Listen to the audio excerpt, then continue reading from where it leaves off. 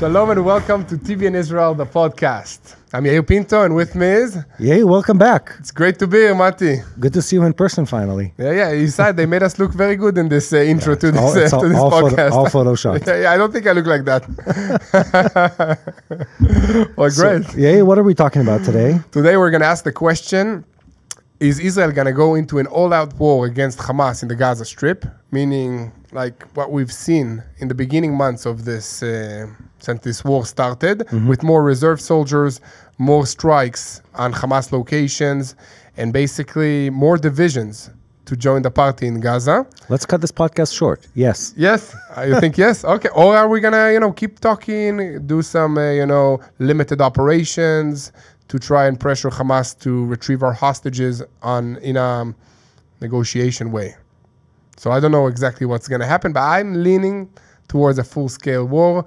And it looks like this is what the IDF is leaning towards as well, because all of our friends are getting called up to reserve duty. Yeah, in all sections of Israel. If we start from the end, we were just talking about this before we started.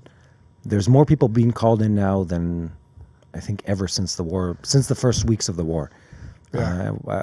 We can't go into details, but in recent days, we've heard each one from his respective military unit that the army is like big on like calling in people right now, recruiting an incredible number of people and building up in force in the Gaza Strip. But you need to go into the specifics, the type of units that are used to maneuver in the Gaza Strip. So there's units that we use for defense, there's units that we use to conquer a territory, and those are the ones who are being called into the Gaza Strip. Yeah. And again, this is public knowledge if you can read Hebrew and follow Israeli news, which I guess the majority can. I'll tell you that in Israel it's known, and there's been discussion and public notice of how many people are doing reserves, how many more days people are going to have to do just to hold this ongoing campaign. So from a manpower perspective, absolutely. From a public pressure perspective, absolutely. Like I think people, if you're outside of Israel, we just this week marked Israeli Memorial Day and Independence Day. And the number one topic that's being discussed in Israeli media, Israeli public, is bring them back now. Yeah, bring the hostages back now and imply more pressure against Hamas to end this war. And let me break down just a few stuff that happened. Okay. All of you. So guys, thank you for joining us. If you haven't subscribed yet to TBN Israel, please click the subscribe button, this little bell, and share the video with more people. According to our information, only half of you are subscribers to the channel. And if all of you will subscribe, it will help us a lot to reach more people around the world. And if you come here to Israel in person, we'd love to have you on the podcast set. We have actually a couple here from Switzerland and from Rehovot, an Israeli city. And we're going to have them here asking some questions along the show. Okay, so we love having you here in person. So make sure to let us know when you're in Israel and come visit us. So a few updates that just came fresh out of the Gaza Strip, out of Israel, the operations. So let me start. Division 252 of the IDF carried out an airstrike and destroyed an Islamic Jihad weapons depot in Darj Tufa. This is the northern part of the Gaza Strip. That was the English version. Yeah. Huh? Darj Tufah. Darj Tufa, yes. Yeah, not Tupac. These are including also tunnel shafts and command sites of Hamas that were destroyed. That's good. Okay, in the southern part of Gaza, Division 36, and also the division that is taking care of the Morag corridor, destroyed an armor and combat engineers cleared terrorist areas in Rafah, and dozens of subterranean routes collapsed and militants were terminated. Let me just comment and say that Division 252 and 36 are two out of probably the four biggest and most powerful divisions in the Israeli army. And they include in them units that are the regulars, the battalions and regiments of the regular army that are considered to be some of the best, the armored divisions that are considered to be the units that are considered to be the best, and some of the best assets. And during this war, they've swelled to numbers that are far greater than what they usually are. So when we say these unit numbers, it's important to note these aren't small units maneuvering. They're massive massive fighting forces that include in them now, after a year and a half of fighting, a fire command center that in itself is the size of what the regular army had before the war started. Yeah, definitely. And these units are not organic units of one unit of tanks or infantry. They're a combination of infantry, engineer, tanks, anti-bomb units, the Air Force, and the Navy. So everything is combined to exert the maximum pressure on Hamas and to be most efficient. Well, it's molded after what most Western or modern armies use when they're invading a land or taking over land. They call them battle groups. Yeah. The Americans have that. The Germans honestly had that in World War II. It's essentially taking the force multipliers, everything, the best of all the different units, combine them together, train them together, and then you're able to extract the most intelligence, the most target acquisition, the most firepower, all concentrated in one unit. Yeah, the most defensive ability for our forces. For saying, we're in the tanks unit, so the bad, the bad parts about the tank is you can't see if somebody is too close to you because you're inside a steel box. Yeah, and you're looking towards cameras and stuff like that. So that's why if it's with the infantry together, then they're protecting us from a close range, and we're protecting them with our big guns and everything. Yes, Tomer. I think there is a big question here about before the next maneuver going to come, or if it's going to come, is that the pressure right now is on Rafah, and again. Yeah, once more. Yeah. This time, it's looked like they're going to break down Rafah right now. That's what I'm getting from what's going on with the rest of the division beside 252. We'll finish the number. There's one more division at the moment, which is Division 143. Mm-hmm. But to Tomil's point, this is something we've talked about on several of the lives recently. What the IDF is doing now is different than what has been done before. In one key element. In the past, the way the IDF operated was, let's say we go into an area, and we know that in a city, name a city in the Gaza Strip, and in Khan Yunis, let's say, and in that city, beautiful city, amazing, lovely, beautiful city. Yeah. Just kidding. I'd hold off on booking a vacation there right now. Anyway, so in that area, you have terrorists, you have civilians, you have a lot of resources, food, munitions, and stuff like that. The IDF moves in, it says to the civilians, hey, pull out, we want to fight against the terrorists. When the civilians are pulling out, some of the terrorists a good portion of them lay down their weapons, hide them, stash them, whatever, and try to leave to a different area. And when the IDF comes in, many of the fighters are not in that area anymore. The IDF right now is trying to work in a far more systematic manner, and that's where sort of the Morag corridor comes into play, where we're boxing in areas, geographical areas in the Gaza Strip, to put a lot more physical pressure on these fighting cells of Hamas. Yeah. So when they try to escape, we have a much stronger hold and control over what people are leaving the area and what they're leaving with. And we slowly isolate it into smaller and smaller boxes. The point is, and you said this at the beginning of the podcast, is not just to fight through an area, to actually destroy the fighting force of the Hamas. And to do that, you really have to isolate a physical area and then work through, filter out the population, and then systematically break through the area, capture all the weapons, and fight the Hamas terrorists that are embedded in it. Exactly. And that helps with some of the numbers that are coming out. I think we've talked about this recently. They say, oh, look, 75% of the tunnels remain in the Gaza Strip. Have you heard these? How's that possible? It's possible because the IDF didn't go through bulldozing the entire Gaza Strip. We destroyed the tunnel openings and the main junctions in those tunnels. The ones that we saw. Exactly. Yeah, because first of all, the Gaza Strip is filled with tunnels all over the place. So in order to destroy all of these tunnels, it will take us a long, long time to do that, because the tunnels are deep in the ground, more than 20 meters deep in the ground, and they have multiple tactical shafts and then strategic tunnels, and also add to that the fact that the hostages might be also in one of these tunnels, so you want to be careful before you destroy all the tunnels.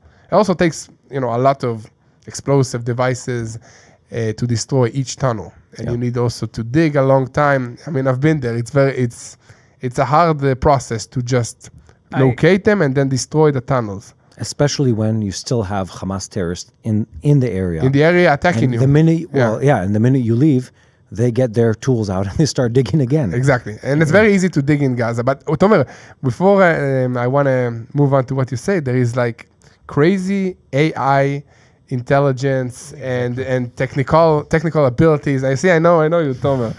And technical abilities that the IDF is using and developing in this war, especially face recognition of terrorists. Basically, every terrorist that took part in October 7 or the IDF had any previous knowledge of him being part of the terrorist group, also Even voice recognition. A voice signature of him talking on the phone, they can recognize him between million of phone calls in the Gaza Strip. So here's where this gets interesting in my mind. We always talk about the fact that part of this is a battle over minds, not just over warfare. Yeah. I was watching maybe a month ago Al Jazeera documentary on how IDF uses facial recognition for just before sleep. For apartheid. Yeah, just something light viewing. Just some light viewing before my bedtime. And it was a long and extensive documentary. And I looked at it, and the facts are true. The IDF in Judea and Samaria built a database collecting faces, names, license plate numbers of the Palestinians, and we used them to sort of control the population. And that is true at face value.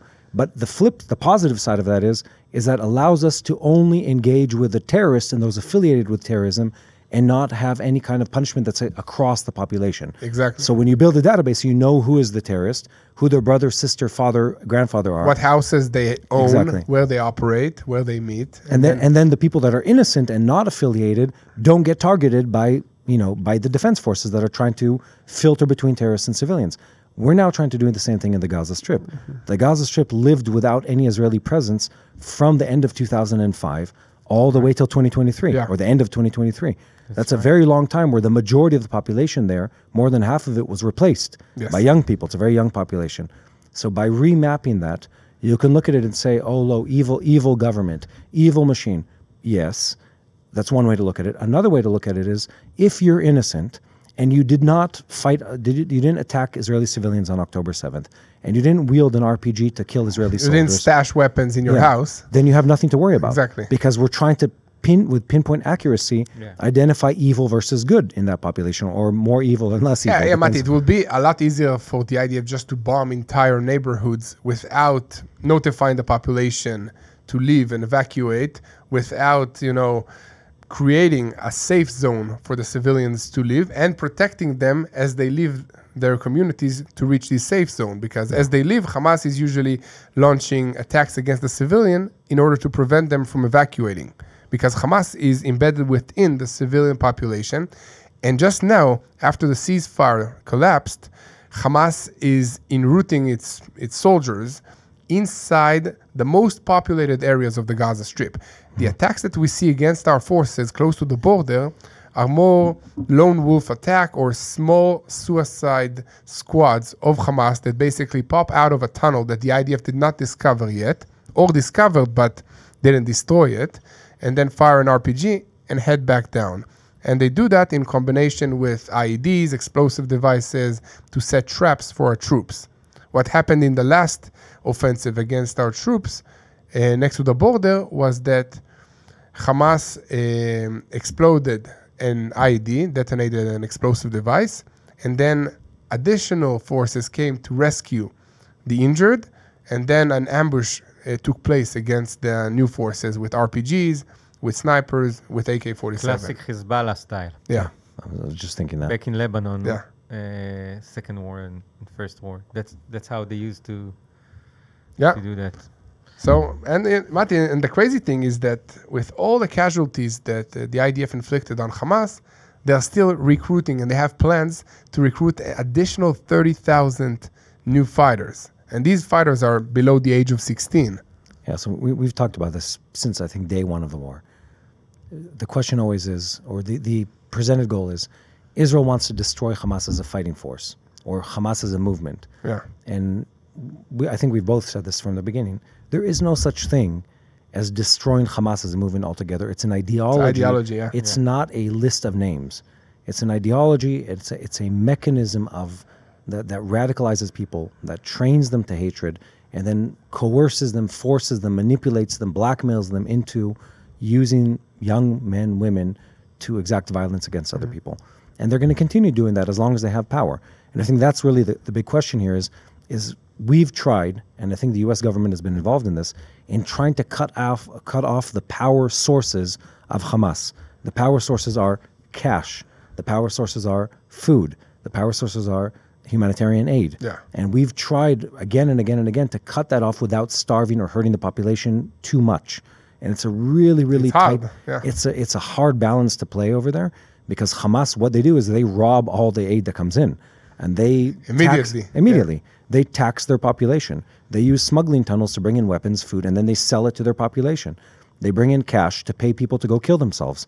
So it's this really problematic equation. Yeah. And the IDF has, and I think we've done this very systemically, tried to uproot their ability, sort of the pipeline of their machine.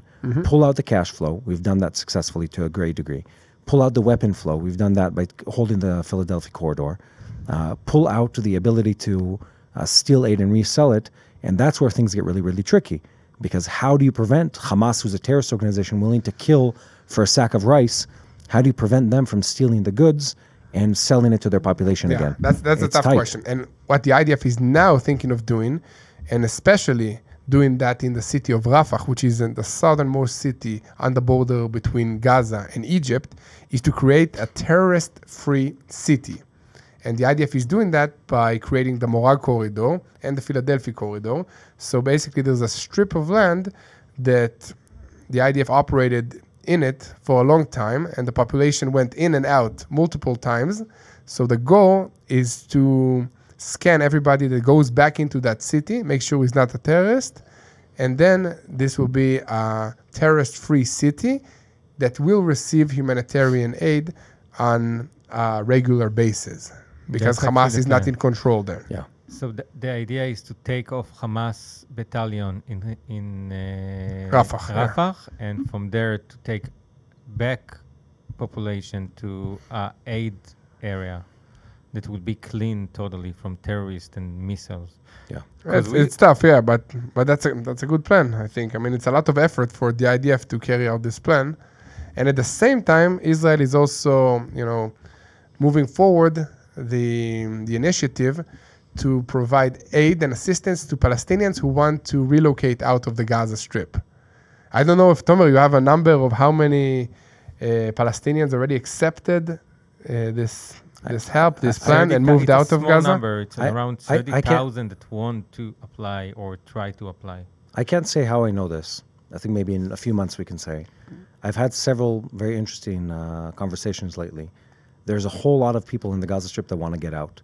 But Israel as a country isn't allowed to relocate them. and so they come to us saying, relocate us, and we're like, we're not allowed to. And you're not allowed to because that is part of the definition of crimes against humanity, and genocide is forcibly relocating a population. But if it's not forcibly? It's very tricky because you're in a time of warfare. So we're in this place where Israel is not technically, practically and technically, isn't allowed to help these people. There are many people in the Gaza Strip who want to get out. And let's be honest here. If I lived in the Gaza Strip and I had my family with me, and someone said, you can get out of this place controlled by this evil organization and move elsewhere, I would pack my suitcases day, or leave my suitcases and just leave. I think even before this war started, you had Gazan residents that would pay around $10,000 or $15,000 just to be smuggled out of Gaza into Europe to have a better future. Yeah. So that increased also just now in this fighting, with the Gaza Rafah border crossing being opened for humanitarian cases, plus 5 family members for each case. Yeah. Every day. So you have already, dozens of people living on a daily basis from Gaza into Egypt. I think this brings us to the really big question. The big question is how is there a Gaza tomorrow, or after an agreement that doesn't have Hamas at the helm? And you sort of allude to this. In a way, we're trying to build sort of enclaves within the Gaza Strip that are Hamas-free to the majority of it, and then you can feed in aid into that area and sustain a population without having them harm or in harm. And also monitor the movement of, potential weapons or individuals that can incite for violence and terror. Exactly. And then the big question is, how do we do that on a system level, not on an anecdotal level? And that's The last 2 rounds of negotiations included Egypt, including the current one. And there's this conversation, like the headlines are hostage release, dead and alive, and exchange. At one time. Yeah, at once. At once, all at once. At one moment. And an end of active war against Hamas. And then there's a big question of how many hostages exist, can they actually return them, and how long do we end the warfare. Hamas, for the most part, and this is making a very long story short, they're putting terms on the table where they know and everyone knows that they're not serious. They'll say, we want the end of war. It's things like for 5 years. No one's going to give you that. And they don't expect to get it. They're just trying to, to sound good, to sound like they're offering like a good proposal or a good deal. But between the headlines, there is a shift. And I think if you really need to follow news almost on a daily basis to see this, they've shifted from to hell with all of this, we're staying regardless of what happens, to in the last 2 rounds, they're willing to say, look, there is a scenario. Only if it's a joint Palestinian leadership, only if we'll be part without exiling our leaders and stuff like that. So it's like vague language. Yeah. But like the fact is, Hamas doesn't remain in power in the Gaza Strip. Will they try to get it back? Obviously. Will they rename their organization? Maybe. To have something that will be agreed, but with the same members just in power, like we see what's happening in Syria with El Julani. Yeah. So it's very easy to manipulate the international community and the media. Yeah, it's complex, but we've always said, and I think anyone who looks at this says, the only way to go about this long term is removing Hamas from power.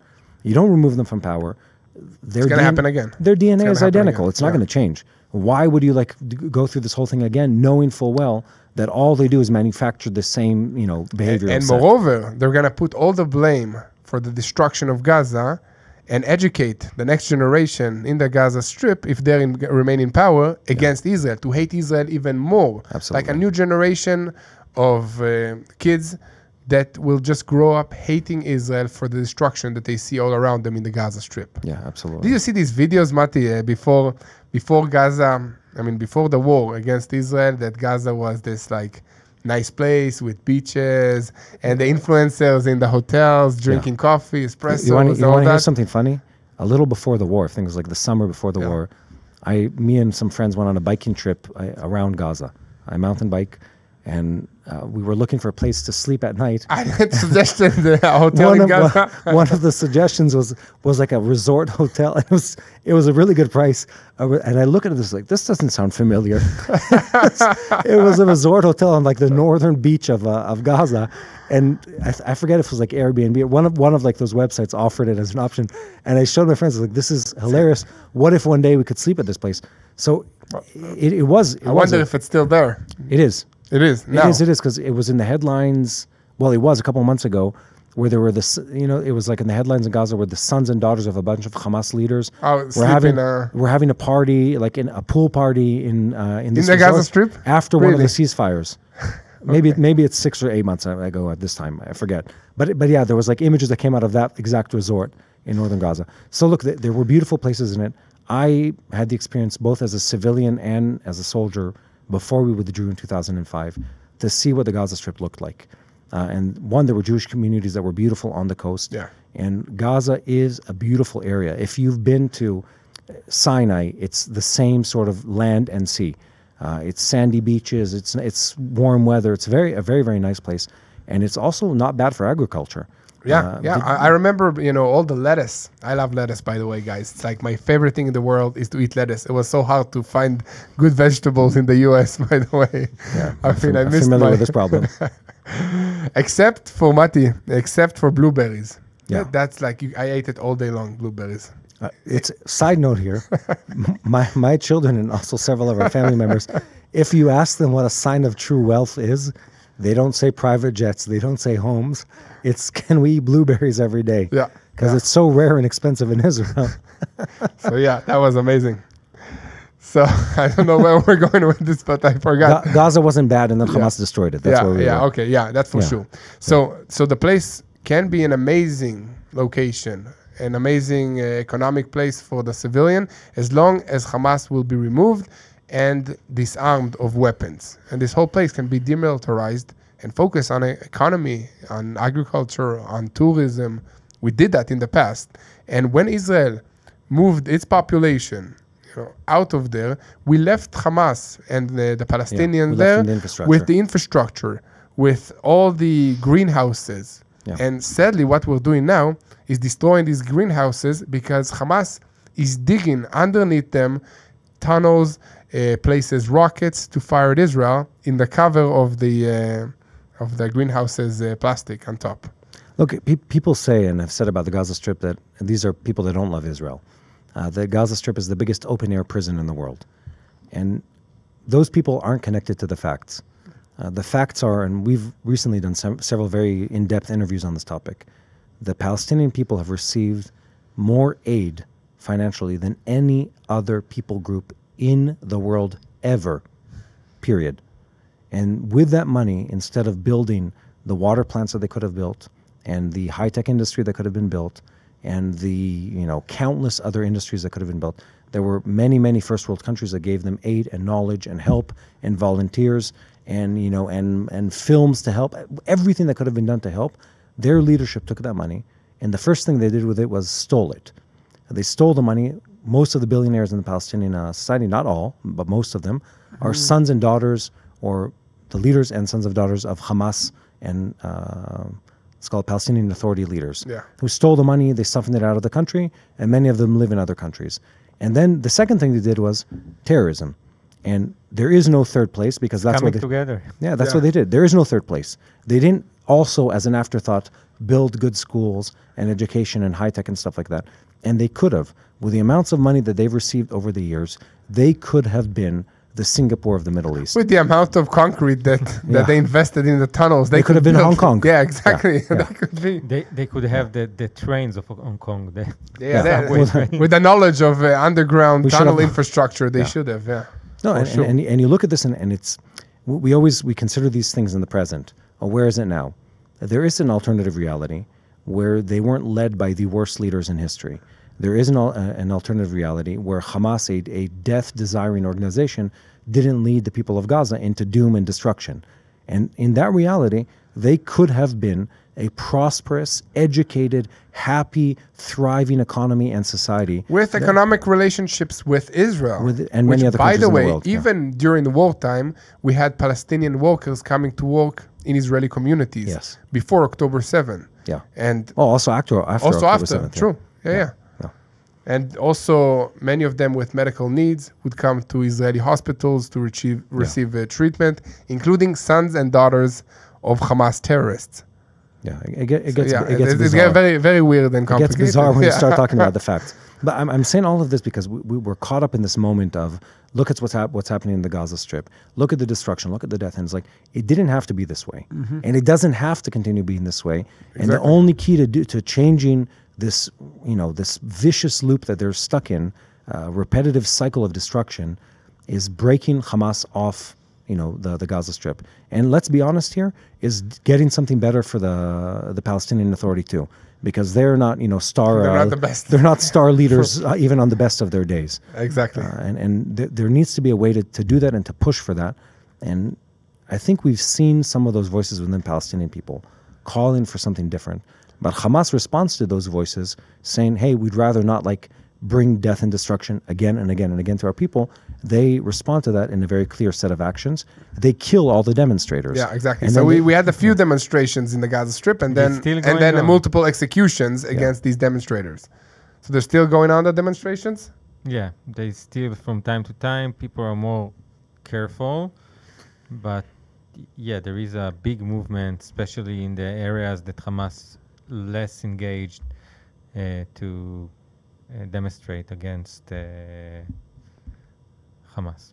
Okay. Well, Mati, many people are saying that this war is close to being over or already over because Israel is now on the offensive and not the defensive. But there are multiple areas that Israel is struggling severely. Maybe you can share a few on the economic side. Yeah, we've taken a hit from this war. And I think especially when it comes to small businesses, especially when it comes to things in northern Israel, southern Israel, think about all the mom and pop shops, all the artisans, all the small, craft stores and collectives of people that create things. They've taken a hit. The farmers have taken a hit. And now more than ever is the time to stand alongside those people. And I think we have a way for them to do that. Yeah, definitely, Mati. One of our partners, actually a long-standing partner, we met the founder of the organization. The CEO was sitting here with a different table that we had in the past. And their name is Arza. What they do is they offer a subscription of boxes that are sent to your houses. And in these boxes, there are from foods to art and to basically goods that come from Israel, from small businesses, from artisans in Jerusalem, in the north, in the area and the communities surrounding the Gaza Strip. So if you subscribe to this box, you get a piece of Israel to your house, and you also help the economy in Israel and the families, the small businesses that make the good stuff that come in the boxes. It really helps. And we have also a personal story from one of the small businesses that are part of Arza. They are an organization in Jerusalem that use kids that had a rough growing up time in order to create ceramics. Okay, Mati? I don't know if you heard about this. Did you film with them? No, I didn't. I didn't film with them, but I think we've seen the footage of it. I remember this. So Arza placed an order of 5,000 pieces of ceramics, which basically saved this business during this time. And this order goes to you. So that's how you actually support Israel. And if you want to support us along the way by doing that, we can give you a 10% discount. So when you go to www.arzabox.com and insert the coupon code TBNIL, then we will get a piece of your order, you will get 10%, and you will get a subscription for Arza. So I think it's a win-win situation for everybody. Where do you feel hopeful about all of this? Okay, so first of all, I feel very encouraged to see that we are in a position of winning this war. So now the question is, how are we gonna win this war? How are we gonna allow the IDF to provide more humanitarian aid into the Palestinian people in the Gaza Strip? These are dilemmas that make me actually very proud about Israel. It's not the major question is not about how to destroy more villages and make life more terrible for the Gazan population in Gaza. It's actually how can the IDF make sure that the food gets to the people that need it and not to Hamas terrorists. So this situation makes me feel very proud to be an IDF officer and to be an Israeli in general. Second of all, I'm very, optimistic just coming to Israel and being in the land. I missed the country for a month. And, in general, I like to say that when the situation is very complicated and you don't have the answers, it's a good place to be in because you can only trust in God. So I will encourage you, especially regarding the situation in Israel, to pray for wisdom to the leaders, to pray that God will actually orchestrate all the moves and everything that's happening here. And especially, I would say, pray for the Palestinian people to have better leadership, pray for the people of Iran and all the countries that are ruled by terrorist regimes. They are suffering the most out of all this situation because they have nobody to protect them that cares about them. Absolutely. And let's not forget our hostages. Yes. Yeah. Let's pray for them. We were, what was it, last week? I was in Auschwitz, part of the March of the Living event. And it's marking, this year was 80 years to the end of World War II, 80 years to the end of the Holocaust. And I got to meet and interview several Holocaust survivors who were there with their sons and daughters, grandkids in some of the cases, great-grandkids. And on one sense, you look at that, and before 2023, I would have said, a thing of the past. We're looking at it now. These Holocaust survivors were joined by freed hostages from the Gaza Strip. Eli Sharabi, Agam Berger, quite a few of those people. And the Holocaust is like something we've been conditioned, I think, as Israelis to like relate to. We know about it. It elicits an emotional response. But I think when we saw the hostages, the freed hostages there, we were filming actually a bunch of them in front of the crematorium, like the, what do you call that in English? Place where they the place where they were burning the bodies inside Auschwitz I. And they're standing there, the freed hostages, together with Holocaust survivors. It just made the image of combating evil, but two, of how in a way that no one could have predicted, the Jewish people, the Israeli people survived a maniacal and evil entity that tried to destroy them. I was looking around with like a couple dozen journalists standing there, and everyone's crying. It's just heartbreaking to see one, the generational pain, but also uplifting in an incredible way to see God's faithfulness in that. And we just marked Memorial Day in Israel, Independence Day. We're a country that shouldn't be here. Again and again and again. We're a people that shouldn't exist, and we're here. We survived. We do it with a smile. And I think that in itself is testament. And, I don't want to get like overly spiritual here, but God says, he talks about end time prophecy. It's not, I'm going to show people through the Israeli people.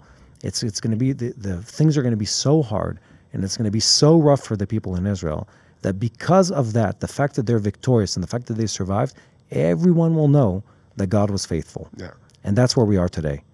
We're coming out of Holocaust Memorial Day for the people that were lost, and Independence Day in Israel. And it all leads to one thing: God's been faithful to our people. And he will be faithful to his people. Amen. And to each and every one of you guys. So really, thank you for joining us here at TBN Israel, the podcast. Thank you to our guests in the studio. Thanks for great questions. Thanks, Mati. Thanks, Yair. Welcome back. It's good to be back. Thank you, Tomer, the one and only. Guys, please don't forget to hit that subscribe button if you didn't already. And we'll see you again next time. Hello, this is Mati here in Jerusalem with TBN Israel. This is Yair Pinto from TBN Israel here in Jerusalem. TBN Israel is keeping viewers informed with Israel-focused news, culture, and what God is doing in this land. Support TBN Israel today online at tbn.org/Israel.